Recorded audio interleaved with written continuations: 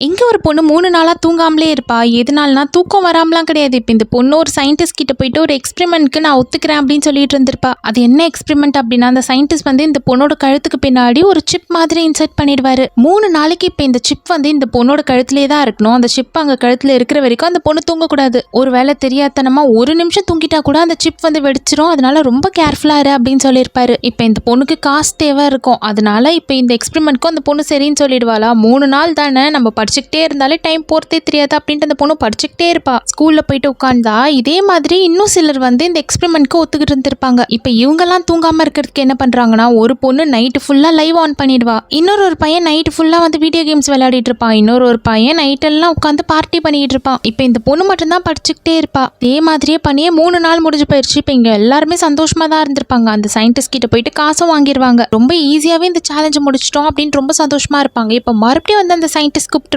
இந்த தடவை போன தடவை உங்களுக்கு கொடுத்த காசை விட டபுள் மடங்கு தரேன். ஆனா இந்த தடவை நீங்க 5 நாள் தூங்காம இருக்கணும் அப்படின்னு சொல்லியிருப்பாரு. காசு வேற நிறைய தரேன்னு சொல்றாரு. சரி எதனால இதை விடணும் அப்படின்ட்டு இவங்களும் வந்து ஒத்துப்பாங்க. முதல் 3 நாள் ஒரு அளவுக்கு நார்மலா போயிடுச்சு. 4வது நாள்ல இருந்து இப்ப இவங்க எல்லாருக்கும் பைத்தியம் பிடிச்ச மாதிரி ஆயிடுச்சு. இந்த பொண்ணுக்கு முன்னாடி எல்லாம் யாரோ நிக்கிற மாதிரி, யாரோ பேசுற மாதிரி எல்லாம் இருக்கு. சரியா சாப்பிட முடியல, நடக்க முடியல. இப்போ ஒரு பையன் வந்து பாஸ்கெட் பால் விளையாடிட்டு இருப்பான். நடந்துகிட்டே இருக்கும்போது அப்படியே கீழே விழுந்து தூங்கிடுவான். இப்ப இவங்க எல்லாரை விட எந்த பையன் வந்து பார்ட்டி அட்டென்ட் பண்றானோ அவன் கொஞ்சம் வந்து முழிச்சுட்டு தான் இருப்பான். அதனால நம்ம எல்லாரும் பார்ட்டி அட்டென்ட் பண்ணலாம் அப்படின்ட்டு எல்லாரும் போயிருப்பாங்க. தூக்கம் தாங்க முடியாம ஒரு பொண்ணு வந்து அப்படியே கீழே விழுந்து தூங்கிடலாம் அப்படின்ட்டு போயிருப்பா. கரெக்டா அந்த ஒரு நிமிஷம் முடிய போகுது. அதுக்குள்ளேயே எல்லாரும் வந்து இந்த பொண்ணை தட்டி எழுப்பிடுவாங்க.